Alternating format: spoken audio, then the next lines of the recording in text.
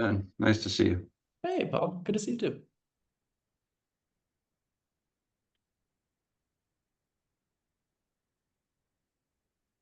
Okay. 12:35. Now, if someone can tell me I've been very kindly spotlighted, does that mean that I am the pinned video and you to the exclusion of the slides, or do the slides still take the mainstay of the video? We can see the slides. They are the Okay. main thing.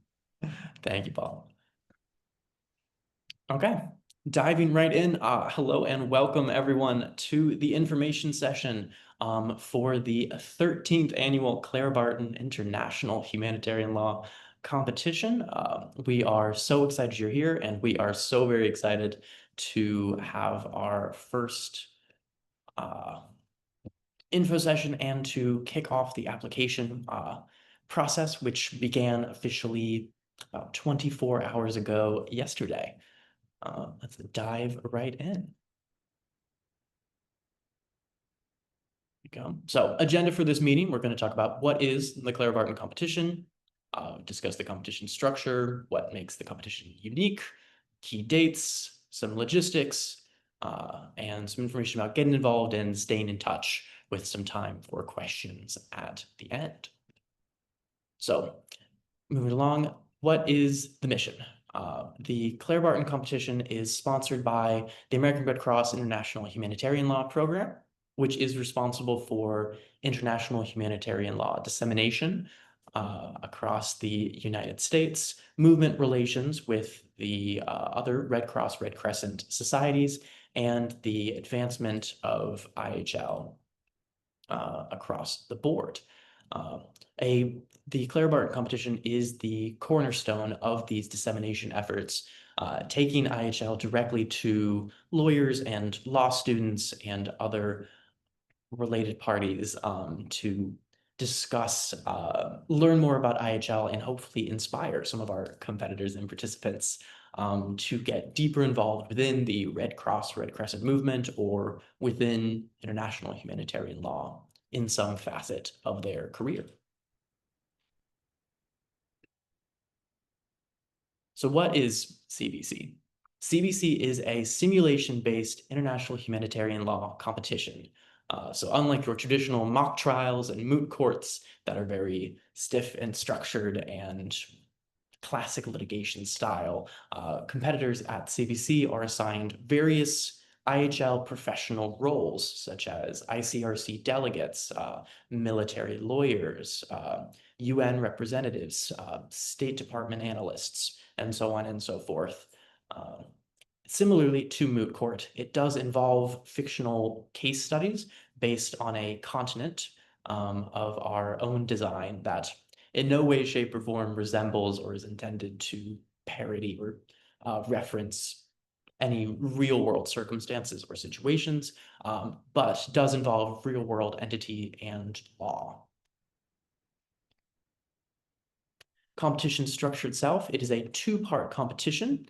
The first part, the written portion, live now, the application, is this fall. And then second, the competition itself, March 13th through 15th, this spring, upcoming spring in 2026. We do begin on Friday the 13th. I'd be remiss if I did not mention. Hopefully that will, since everybody's going to be beginning on the 13th, any bad luck will be spread and diffused throughout everyone, so no one should feel the ill effects. But the separation between the two, the application is the only written portion of the competition. The prompts that you are required to submit, which in total are cumulative to 3,000 words, as well as team information and contact details, are due this fall. But once you get to the competition itself, it is all oral advocacy. You will not be required to write a sentence in any of the rounds. You can, if you wish, use demonstratives and whiteboards and such to enhance your advocacy, but entirely optional, up to your style. At the competition itself, we have several things. I'll get through all my transitions. So in-person competition kicks off Friday the 13th with a welcome dinner, where we will talk greater detail about the logistics of the following days, give everyone a tour of the Red Cross campus, make sure you know where you need to go and how you get there, and get everyone situated. The competition itself begins on Saturday.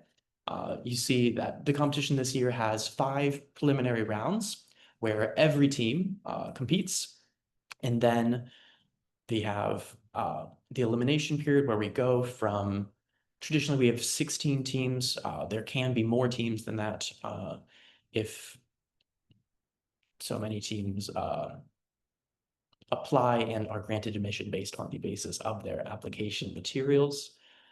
But the elimination is traditionally 12 teams will be cut, and then 4 will advance to the semifinals, and then 2 teams will advance from there to the final round.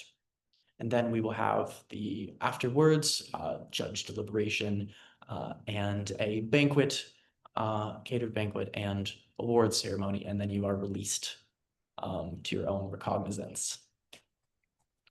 But moving along, the application itself, there you go. Team size, teams are composed of no more than 3 competitors and can include 1 alternate as well in case something happens to one of the 3 competitors. We recommend having 3 competitors. You will have your best chance of success if you have a full team of 3, but there have been previous teams of 2 who've done quite well. It is a greater burden between the 2, but you can still get everything out of the competition that you were hoping to with the team of 2 if need be. I would not recommend doing it as a team of 1. I'd be very impressed, and I'd be excited to see your stuff, but I'd recommend a team of 3 if you could get one. The application, the materials, and the prompt went live, as I said, noon yesterday. A packet is available to download on our website, clarabartoncompetition.org. It's fully spelled out later on in these slides. The application requires that you fill out your institution, who's applying, who your alternate is, other details about your experience in advocacy and international law, as well as a hypothetical evaluation portion that shares the similar style to the rounds themselves, in that it introduces you to the fictional world, the fictional continent that this competition, the events of the competition takes place on, and puts you into the roles of 2 legal teams, 1 legal analysts for a newspaper and military lawyers for a sovereign nation, to analyze the facts and circumstances presented to you in the application due to events that are unfolding in quote unquote real time. That application available now, yay, and is due no later than December 6th. Important to note, you do not need to work from August 25th to December 6th to make this, to have a substantive competitive application. The Clara Barton Commission has worked very hard to design and finalize the application materials so that you have, on the balance, the entirety of your fall academic semester to form your teams, work on the application, and apply prior to final exams or amidst other obligations you may have during your semester. Look at that handsome devil in that photo. Gods, I was young then. So, CBC in-person competition. It is held every year at the American Red Cross National Headquarters here in Washington, D.C., which is where I'm speaking to you from now, and is a total of 7 rounds, as I've said before, based on hypothetical evolving scenarios. So you'll see the countries and the conflicts that begin and are referenced in the application materials will evolve and grow and may lead to other conflicts, other circumstances in which you in your various roles as practitioners will encounter throughout the rounds.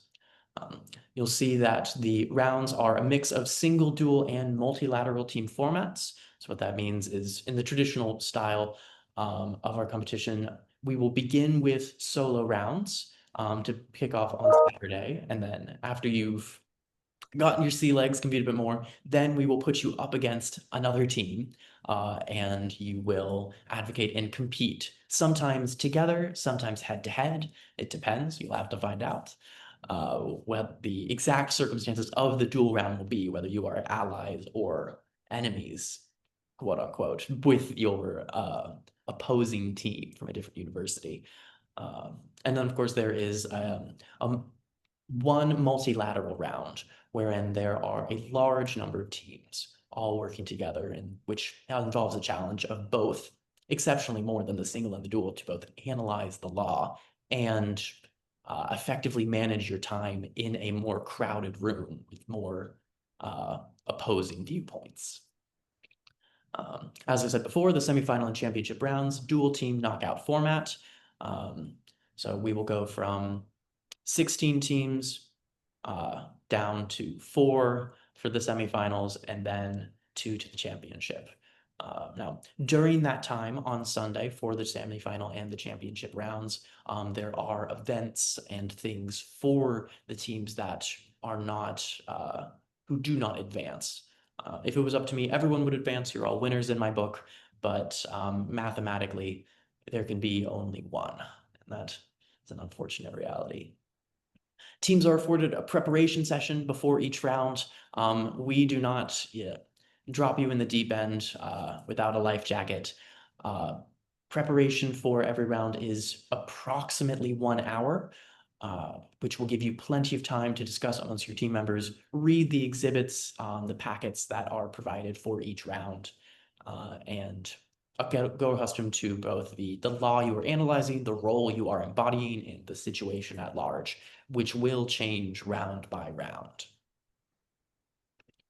There's also, I should mention, a passing period built into our schedule. So you have, say you have a 60-minute preparation period for a round, you then have a 5-minute transit period so that you can make it from wherever your preparation room will be into your competition room without breaking into, hopefully, a full sprint. Past materials. We know that this competition is pretty unique, and so we want to prime all of our competitors for success. So we, on our website, as I mentioned, which the fully spelled out below, Clara Barton Competition, has a page where you can go and see 2025 competition materials and download them in their entirety, which includes both the application itself, so you can see what other applications have looked like. No application answers, though, just the application itself, and literally every round. So you can get an idea of the roles that you might be playing, the law you might be expected to analyze, and the timeline and structure implicitly of parts of the competition. And you can then use those materials with your coach if you have one, or with other teams to practice if you have such connections, which can be a very useful tool prior to the competition itself. Moving on, what makes Clara Barton unique? We have an incredibly diverse array of judges, all who happily give their time and sacrifice a lot of their weekend to come and judge this competition, who have very real experience and who, in their day-to-day lives, work in the roles that you are going to be assigned in your various roles across the competition. So we have lawyers from the United Nations, the American Red Cross, the International Committee of the Red Cross, a whole array of other NGOs and IGOs, members of the US military, sometimes members of other militaries, academics, lawyers such as myself who are involved in a in the private sector, but care deeply about the field, and so on and so forth. And what makes it really special is that our competition really builds in time so that you can get to know the judges and connect with them in a way that many others may not, because we want you to grow, and we think the competition's benefit is both in you growing your knowledge and advocacy skills, but also helping to build your network of professionals and other contacts in the field. And to that end, what we build in several networking opportunities. We provide several meals, which I'll go into further detail in the slides down the line, where you can mix and match and chatter with judges. But we also have a career panel every year, a quote unquote literal in the schedule networking happy hour on Sunday, as well as a far more casual no host happy hour at a nearby bar on Saturday evenings, which we greatly encourage you to attend, all of which to connect with not only other judges and established practitioners, but also other students that attend the competition, so that you can learn and grow and cheer each other on alongside each other, which is great. Another wonderful thing, a unique thing about our competition is the historic venue. We host the competition every year at the American Red Cross National Headquarters here in Washington, D.C., which is as you can see from the picture, absolutely beautiful. And as you can see from my background in real life, is a living museum. The entire campus is filled with relics and historical artifacts from the history of the American Red Cross, whether it is old fundraising posters from past wars and advocacy posters and blood drives and flags, and my personal favorite, a massive stained glass Red Cross that's just in a conference room. And it's an incredibly beautiful space that really underlines how crucial this field of law is and how much it can directly impact people's lives across the world. Key dates. Application live, as I've said, yesterday. Woo! Start your engines. Application is due by December 6th, as I said, but to reaffirm for the people trickling in, it is not an application that requires work from the 25th to the 6th by any means.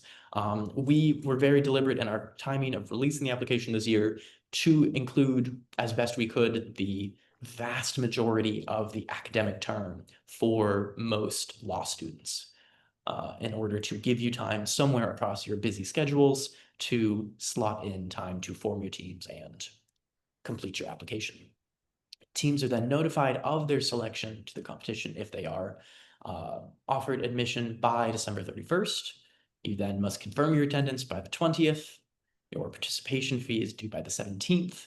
And the competition itself, as I said, March 13th through 15th, we will power through the bad luck together. Logistics. Lodging, the Clara Barton competition will not be providing lodging. However, it is the District of Columbia. They're hard to throw a rock without hitting two things in DC, and that's a lawyer and a hotel, both of which will probably sue you if you throw a rock at them. However, if you need assistance with funding your lodging, we do have a hardship waiver included in the application that has instructions about what information you can provide to request that the American Red Cross provide funding to assist you with lodging. We provide 4 meals over the course of the competition. We provide a welcome dinner Friday night. We provide lunch on Saturday, provide lunch on Sunday, and the banquet on Sunday night. So you are on your own for breakfast.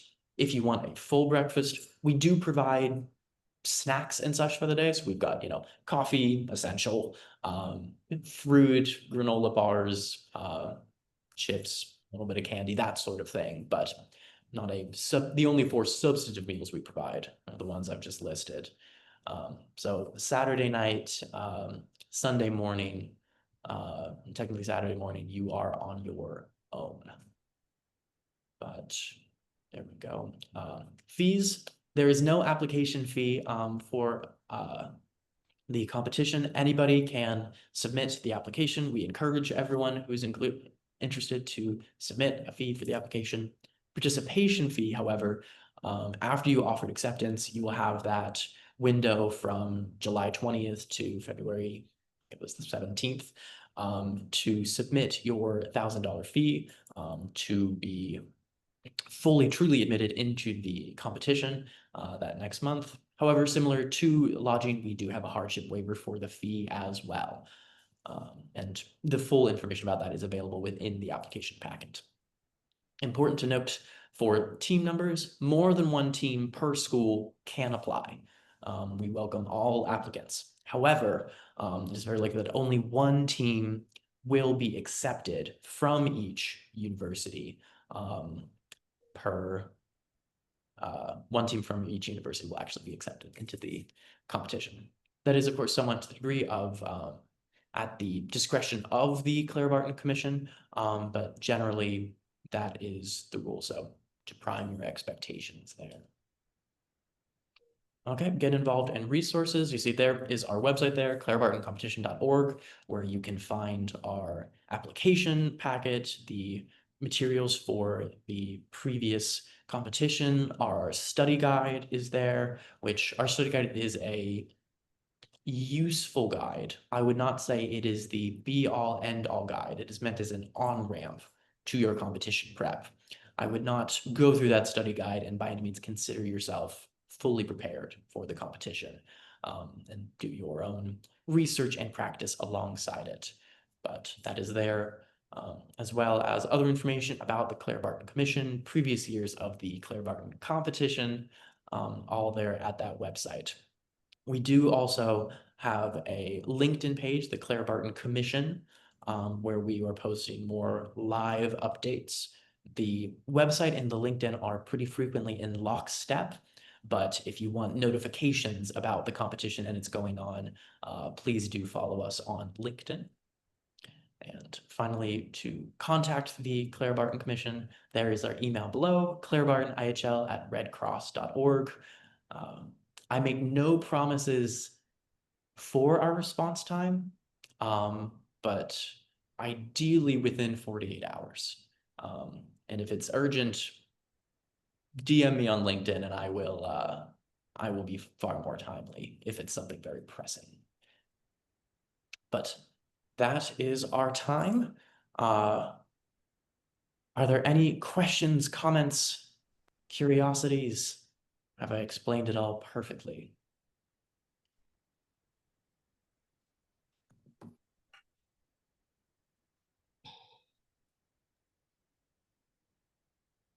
Promising sign. Other details, I know this was not discussed explicitly. It is in the application package, but the Clara Barton competition is open to JD students, LLM students, and LLB students, as well as students from US military academies. But JD, LLB, LLM from North, Central, South America. And we frequently have teams coming from across the Americas, which is really great.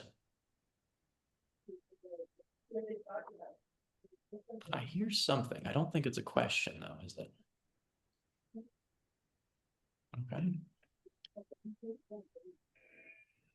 Well, I think I've explained everything perfectly. That is what I'm hearing.